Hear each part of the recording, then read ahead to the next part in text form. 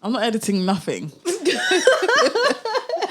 Like, that is just adding extra time to my day that I do not have. So whatever is going to be, will be. But I cannot promise that I won't be inappropriate. Listen, be as inappropriate as you want. Let me tell you about these kids, yeah. The way I have to stop myself from all this profanity, it's not even funny. Just have to take a second. I actually, because that was my New Year's resolution, to stop swearing. Okay. How's that going? It's been my New Year's resolution for the past 4 years. So...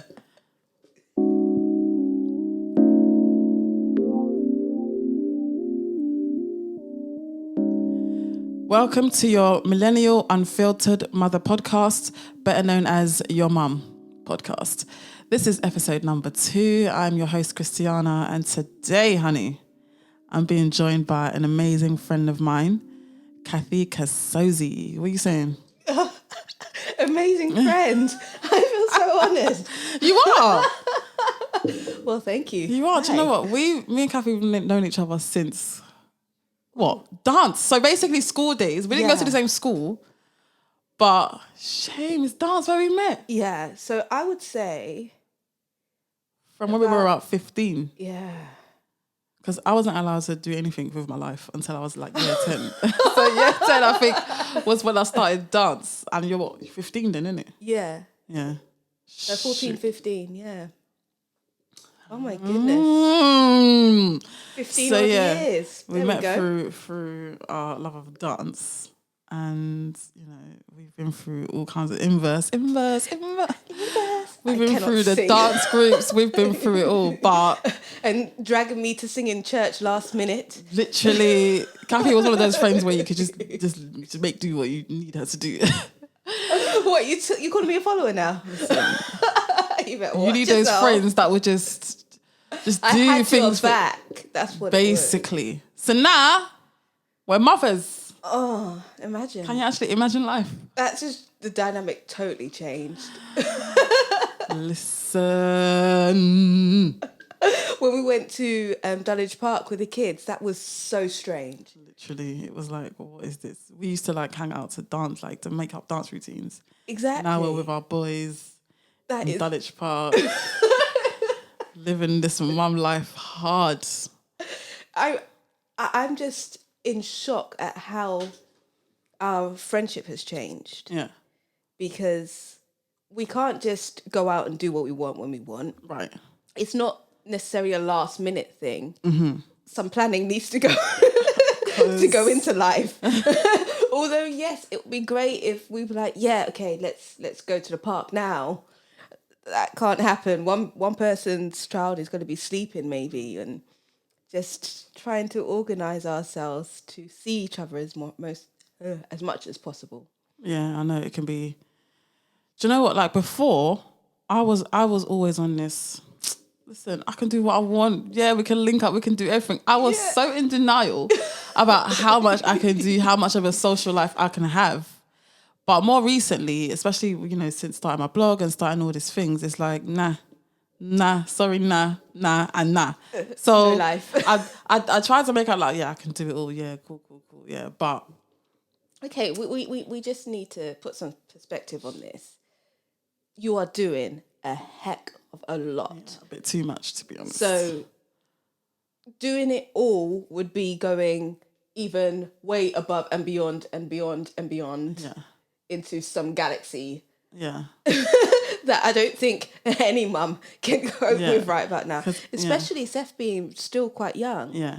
Literally 18 months. Yeah. Oh my God, it's 18 months. Wait, is it actually 18 months yet? He's 18 months as of... Well, he's 18 months as of tomorrow, but yeah, he's 18 months. Wow. Literally, what? And your life looks totally different now. Yeah. Do you know, but I am conscious of how much I do, and I'm trying not to get to the point where I'm just completely burnt out. Like, I can't I really hope so, because every time I see you, it's like, oh, I'm going to be doing this and I'm going to be doing that. And I'm like, girl, I have about 5 planners literally ruling my life. Yeah, and slow down a bit. Enjoy each moment. And because my fear is that as mums, what I've seen and what I'm experiencing is that you want to get so much done, but by doing that, you miss enjoying and being present. A simple thing. My little one is still very baby. He's 3.5 months. Why was I thinking it's like 5-6 months? No. Do you know what? My little boy He's 15 weeks. He's still baby. He's still proper baby, bro. And just going through the day, and I have a list of the stuff I want to do, like hoover, mop, dishes, laundry, cook, all of these kind of things. And I have these aspirations. I'm like, okay, we're going to have story time. We're going to do all of this. But by the time I try to get most of like the house stuff done, when it comes to, and I do this when Ethan is asleep or just chilling, I find that when he's really, really alert and wants to talk and stuff, I don't have all the energy that I could have to engage with him. And I just want to sleep. Yeah, and I'm like, when's your next nap time? How long have you been awake for now? you know what? I do that. I literally count down till 12 o'clock thinking, okay, right, it's 6:30, it's 7, cool. Just this many hours before Seth is fully asleep, and he's going to do that sleep for 3 hours. I literally count down like to the moments, okay, he's going to eat at this point. Okay, right, cool. We're going to go and play at this point. Like, I don't like to wish time away. But there are times where it's like, okay, I cannot wait for that nap, boy, because then I can do this. I can sleep.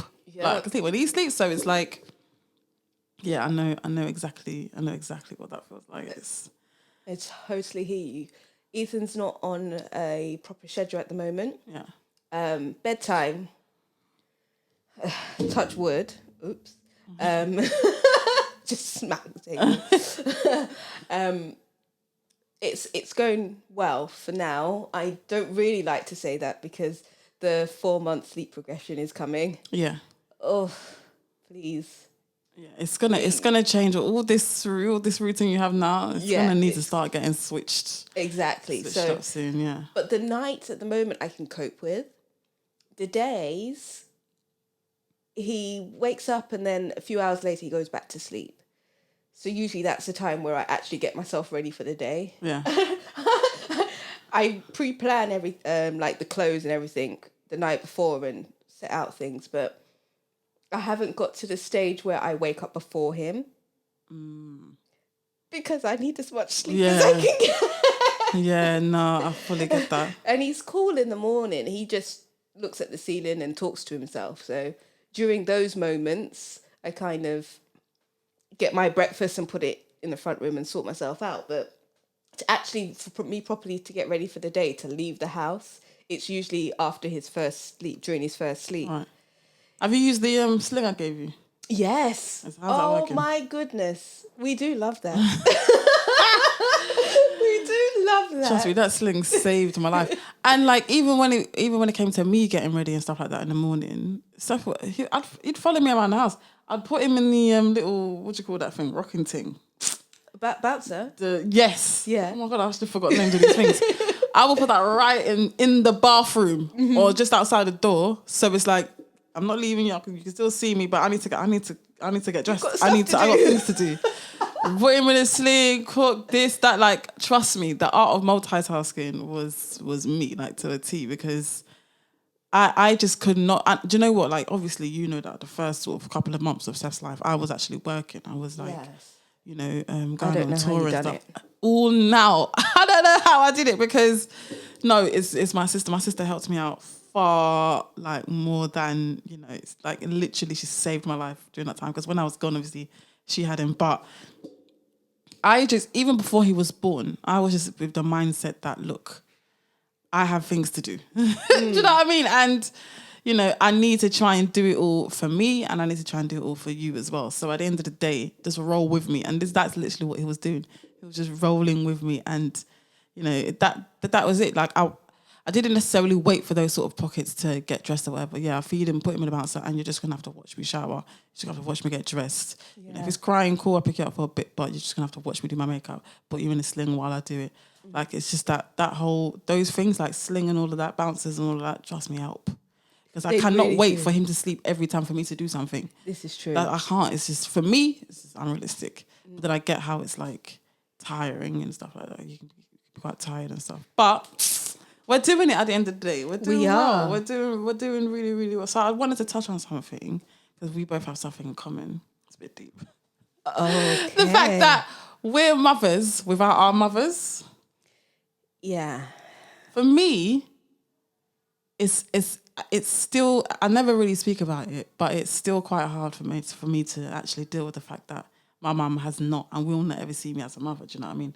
Both our mums have passed away and stuff like that. And I don't know, I kind of do feel like I'm missing an element of 100%. motherhood without having and I don't know if I'm thinking too much into it, but I do so many times kind of feel like this is what mummy would have done in this situation. This is what mummy would have said in this situation. She would have cussed me for this. She would have told me off for that.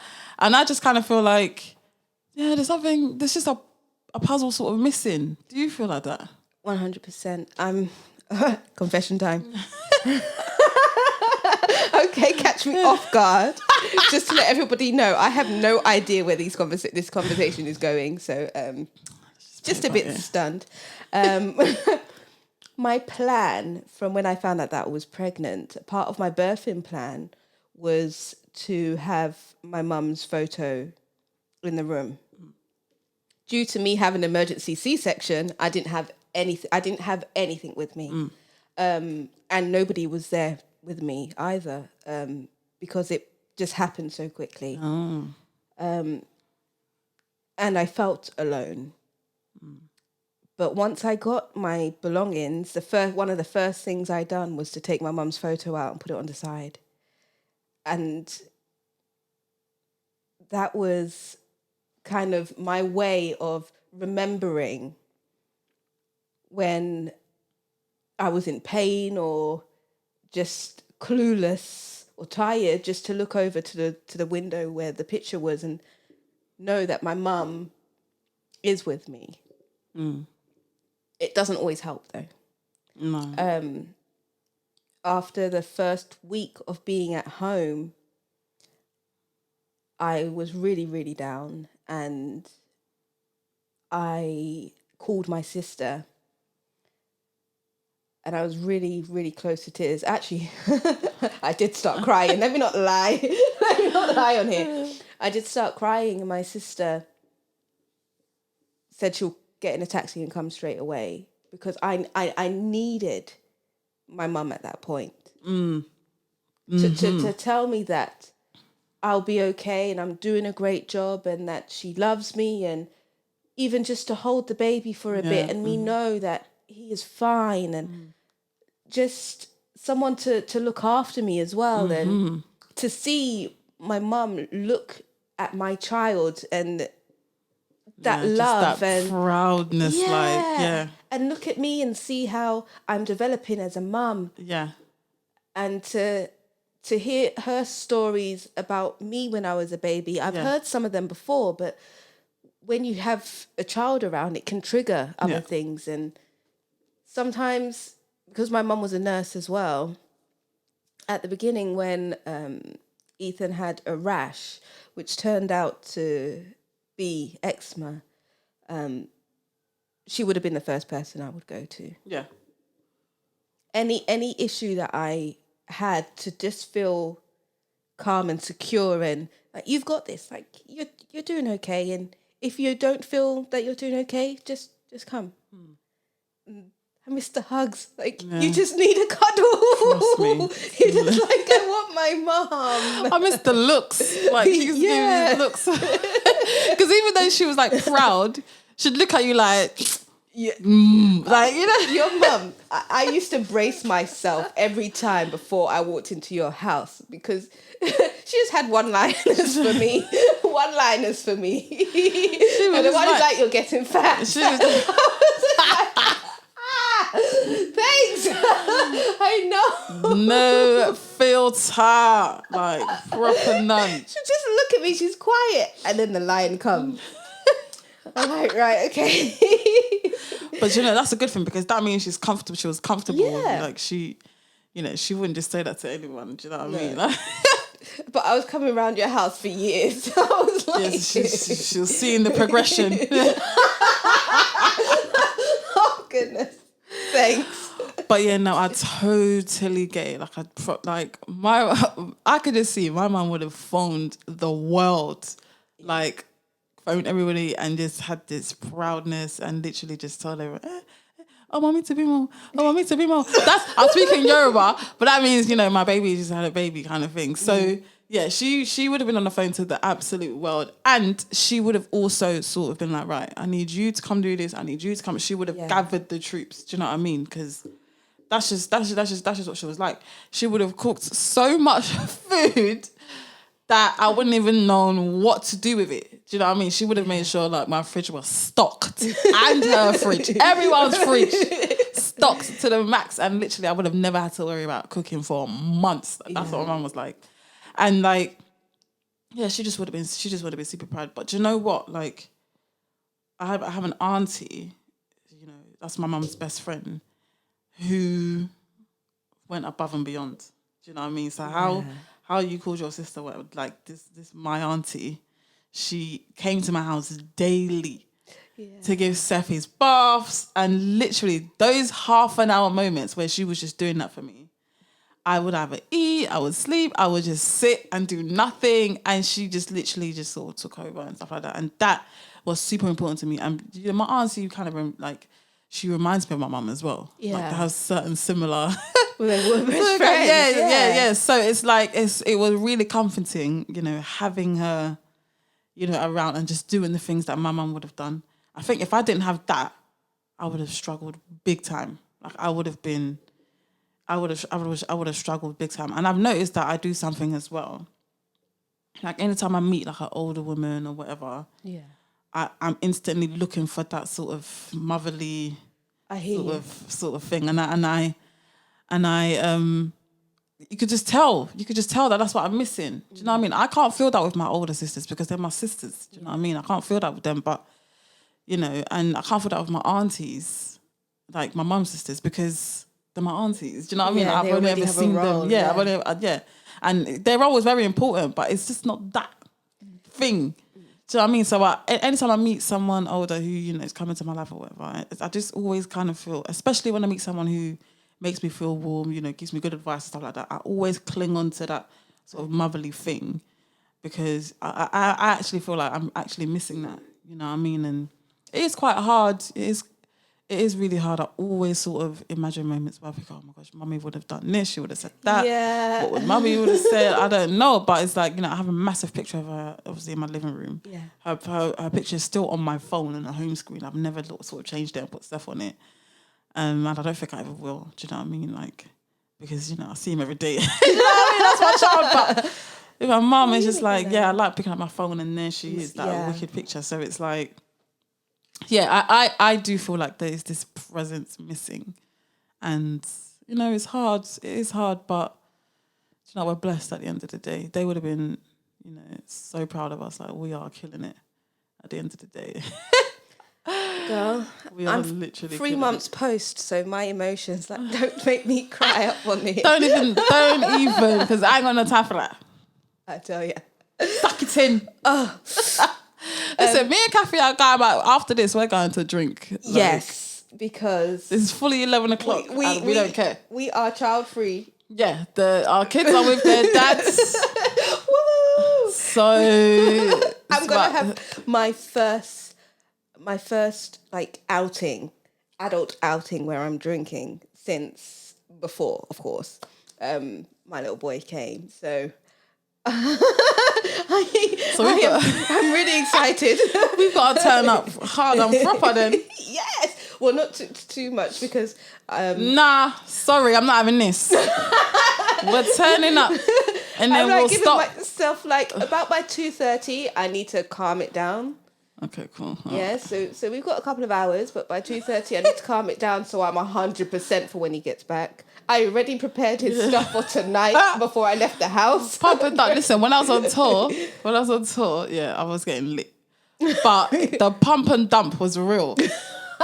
I was like, listen, I didn't care. And I was on tour with a whole bunch of mandem, like literally man. And there was just one other girl. Yeah. I said two other girls. There was two other girls if you count the stylist. But nah, I'm sorry. I was there with my express machine just every three or so hours, right before stage, right after stage, and I was just literally pumping and dumping because I was getting lit. And obviously I breastfed till I think he was about 5.5 months. Okay. And I think I stopped early because I introduced him to formula earlier than I wanted to. But because of work, I just had to. Yeah. And then it just became uninterested in breast milk. Yeah. And it wasn't doing the job. So just, whatever. I just. Talking about breastfeeding, can I just, okay, when you saw your elder relatives, like your aunties and whatever, breastfeeding, it looked easy. It just looked simple, like nothing. They just whip it out, fed the baby, done. Yeah. They don't really prepare you for how painful. Like, for me, to start, it was painful. Yeah. Especially when your milk first comes in. Mm-hmm. And Ethan had a tongue tie. So his latch, he latched on okay, but he was still getting something, but it wasn't like fully latched. So then you get the sore nipples. And when they're doing the cluster feeding and they're just on there all the time, I was just like, ow. And then I had to start pumping. I wanted to stop. I wanted to cry. I just wanted to say, you know what, I'm done. And I get it. Because some mums, I'm knocking everything. Some mums start and then they stop. It is a lot. Taxing physically, mentally, emotionally. Mm-hmm. It drains you. I get it. But now I'm at the point where I just love those moments. Mm. It's like our kind of hideaway time. Yeah. Just us. And he just gives me cuddles and he reaches out to me. Yeah. He's in the state of like, he just whacks me, to be totally honest. I'm just like, okay, we're going to nip this in the bud, but for now, I'll just grab your hand and yes, we can have a little cuddle. I just can't. Yeah, I know what you mean. Breastfeeding, I remember those. I used to go have those moments where it was like, I think it was when he first sort of jumped an hour. Do you know what? There were times where I was like, I'm not doing yourself. You have to brace yourself. You're like, okay. And then you're all tense. You're like, proper tense. And it's like, no, you can't. You have to relax. You can't piss off. Like, do you know how painful this is? But then, do you know what? Yeah, it was. I really do miss. I miss breastfeeding. I proper miss it because it was just our little moment. And, I actually enjoyed doing it in public. I remember being on the tube, rush hour. I was on my way to Heathrow. 2 suitcases, a baby. I don't know how. Handbags. I was not going to drive because I was too tired to drive. The plan was to drive and park at the airport. But that very morning, it was the day after the last day of tour. So I was I was finished. So I thought, okay, just for my child's safety and my safety, I'm not driving. We're getting on the Piccadilly line to Heathrow. And then there's me thinking, he's just going to sleep in the baby carrier the whole time. Huh? But when I picked him up and we was all on our way, he was up and at it. And I just thought, okay, cool. You're going to have to feed on this tube and that's fine. Luckily, I brought my little cover-up thing. Okay. But even if I didn't, everybody would have seen my tits. I don't care. Oh, yeah? That's like me when we went to the park and on our way back to the car, I didn't care. Ethan needed feeding. I just whipped it out and carried him while we were walking back to the car. To care when my child is there hungry? No, I don't care about you. I don't. It's not your feelings, your awkward feelings over my child's, getting food in their stomach. I don't care. My tits, look at my tits. My tits are massive. My tits can be quite overwhelming for people to see. I get it. Yeah, but I don't care. I use the cover up out of respect for other people because I know that I have big tits. That is the truth. But normally I would have been like, bang. Yeah. There you are. Do you know what I mean? I don't. that was my fear, because I didn't leave the house to go anywhere with Ethan for quite a while. So the first time I took him out the house, he was about 10 days. And literally I just put him in the buggy and pushed him around just to get some fresh air. Yeah. And then we came home. But then the first time that I actually went out and went to a coffee shop and sat down, I had my friend. I had to have backup. So my friend, my long-term friend, who actually I've probably known around the same length of time as you. Oh, just a little bit longer. Yasmin. Oh, I know Yasmin. Yes. My ride or I tell you, I waited for her and then she came with me and we went and we sat in the coffee shop. And it was just that moral support that I needed. And then from once I had done it, fed him out in public, that was not like in a doctor's surgery or... Yeah. Because that, I don't care. Yeah. Yeah. And it's like a safe place. Nobody can say anything because the receptionist or whatever would say, no, actually, this is a safe zone and whatever. You're allowed to breastfeed here and, you know, we encourage it and all that kind of thing. So once I had done that, then... I was just whipping it out anyhow. But the frustrating thing is, Ethan does these things where he pulls back and then the nipple is free. Everything is just out. And I'm like, thanks for exposing me. And I try to use the cover up, but he has this habit of like wrapping it in his hand and pulling it down so it doesn't cover his face. He likes to pull it up and cover his face only when he's tired and he's going to sleep. Otherwise, no, he wants to see what's going on in the world. Don't obscure my vision of the world while I'm eating. He wants entertainment. So I have to kind of just be mindful. And also to put the boobs away afterwards. Yeah. I forget. And I got a lot of boobs. Yes. So it's not just a case of, oh, clip, unclip, clip. Nah, it's fold. Fold, then park. It's not just a case of clip, unclip. I get so jealous when I see people just, nah. For me, it's a case of fold it down, park it away, position it, then clip. Nah.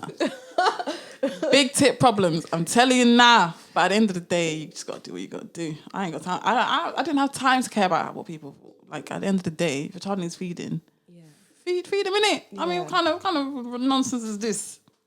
Oh, I hear you. For honest blog posts about single and co-parenting, tips and advice on kids' style and recipes, head over to notestomymamablog.com. And to see me and mine living our daily lives with vlogs and some mummy hacks, head over to my YouTube channel, search Notes to My Mama, and you'll see us there. So, we're both single mamas. I'm single, that's how I want to be. Is it? For now, well, I've only been single like a month. So you didn't expect to be a single mother. Yeah. How are you feeling about the fact that you are now a single mother? Okay. My answer's going to seem a bit weird. I'm fine. And I think it's the best for my situation. I don't feel like I'm missing out on anything because what I had was not what I wanted. So the co-parenting, well, that's going to be a completely different topic, but in regards to how I envisioned my life being with my child's father was nowhere near what I got. So then the transition into being a single mum, there wasn't much. The odd 10 minutes where I was like, you know what, can you just hold him while I could go for a walk or have a shower? That was about it. But once he was helpful and he was there in his way, but just not the way that I expected or I needed. So by the time everything was over, I was already the full-time carer of Ethan anyway. Yeah. So it didn't. So you didn't really feel like nothing changed? No, nothing changed. It was just that the emotional baggage was lifted. I was free. I was stress free. I can just focus now. All my focus was on my well-being and my child's well-being, and I say my well-being first because if I ain't good, Ethan ain't good. And trust me, that is never a true statement. Trust me, we're not good, baby ain't good. No way, because I felt myself slipping, and I'm glad that I sorted that situation out. But I will be very, very happy to meet a nice man. But right now, What we all? and I'm looking forward to dates and all of that. Do you reckon you're not ready for that now? No. No, it's only been a month. Although things It is a bit soon. Yeah, things were heading south for a while, and we were together for like almost 4 years. Wow. So I'm totally done with that situation. Doors are closed. But I need to do some reevaluating of myself. I haven't got the time for that just yet. Not necessarily I don't have the time for it. I don't want to use the time that I have on that.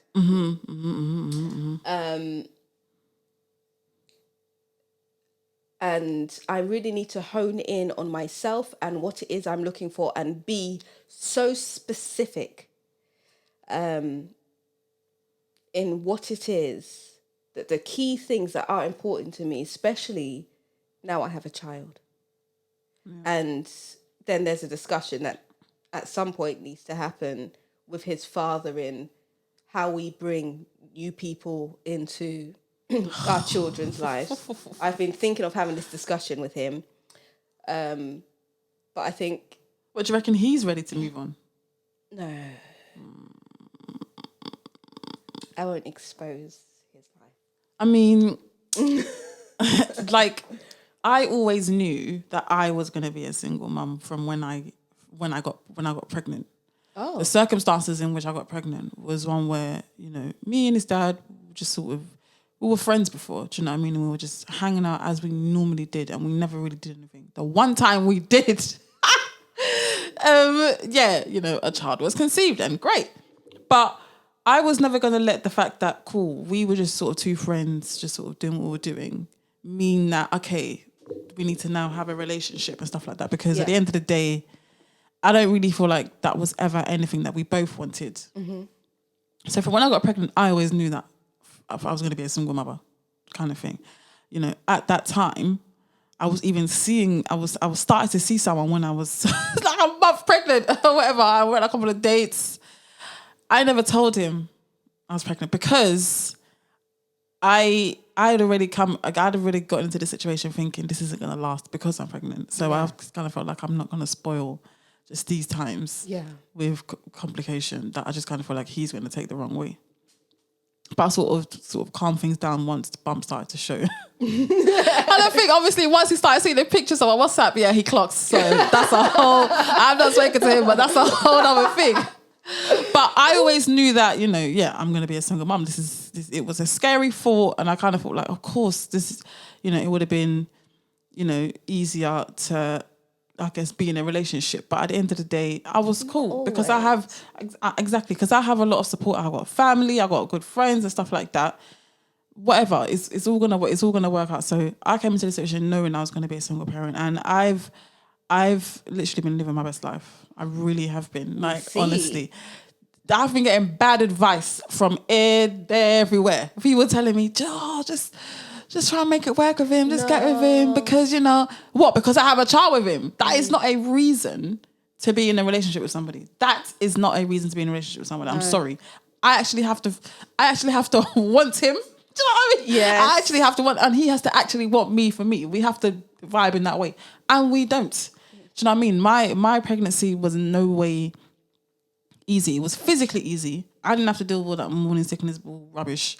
I didn't have to deal with all these issues. My bump didn't appear till I was about 8 months. So my physical, I was lucky. I think that's why I was in such a rush to get pregnant again, because I kind of liked it. But yeah, I'm not. Have you passed that stage now? What? Are you still in a rush? Yeah. Oh, okay. Listen, I thought you had passed it. I ain't past it. Yeah, I want Seth and his sibling to be very close in age. But anyways, yeah. So yeah, I was never gonna listen to that rubbish advice. Luckily, you know, I've got a good head on my shoulders. I know what I want for me and stuff like that, and I knew that wasn't for me. That was not for me. That's not good for Seth either. It's not good for Seth. At the end of the day, and this is what my main thought was, yes, I understand relationships go through their highs and lows, but I really need to think about what example I am setting our son. The interaction between his parents, man and woman, how they treat each other, how they speak to each other, how they resolve situations. He has to learn from us. You're very right. So, especially in the same household, I need that example to be a good one. Right. Literally, you're completely right. Because I've said this. I kind of felt like, look, it would be better if we get on, because we didn't get on my entire pregnancy. We didn't really get on the first sort of few months of his life because it was very strenuous. We were both at different stages. I was very willing and ready, and you know, put myself in it, and he didn't, to be honest. But I had so much patience and everything, but it still did cause quite a strain, and I wanted a bit of distance because I just didn't want that energy around my child. And even though he's small, look, these children are very intuitive. You can't raise them. Well, you can do what you want, but I will not raise Seth. You know, it just with him seeing just such this awkward and not very good vibe between, you know, his parents. That's not normal. That's not right at the end of the day. So I'd rather it be kind of, I'm here and you're there. And then we come together when we should, you know, his birthday and stuff like that. Yeah. And we can just easily put on a smile and stuff like that. But nah, this is a separate situation as far as I'm concerned. If we cannot get along properly, naturally, let's not. The post just came from my door. That's what that noise was. But let's just not kid ourselves at the end of the day. But I feel like I'm doing a good job being a single mum. Like I can't wait to meet somebody and settle down with them, and we can have, because I want 6, 7, 8 kids. What? Within the next 4 months, 4 years. Sorry, 4 months. I was about to say. I'm not too sure. I'm hoping for twins upon triplets. This is what I was about to say. You need to get on with those multiples. Yeah, I need to get multiples. Do you know what I mean? And I want to do it in a way where, you know, I have somebody there. Yes. Do you know what I mean? Like, I don't want baby daddy here, baby daddy there, baby daddy there, baby daddy there. It's not what I want. I do want the next person that I meet, you know, to settle down with them, have about 10 kids, and we'll work through it together. Like that's what I want. If that's not what happens, cool. Yeah, 100%. Going about kids, it has been mentioned to me that I should have another child with my boys. Yeah, I got that same advice. Just so that they can have the same father. That theory does work for some people. Yeah. It does. Let's just be honest about it. For me, my only response is, my 2 responses are,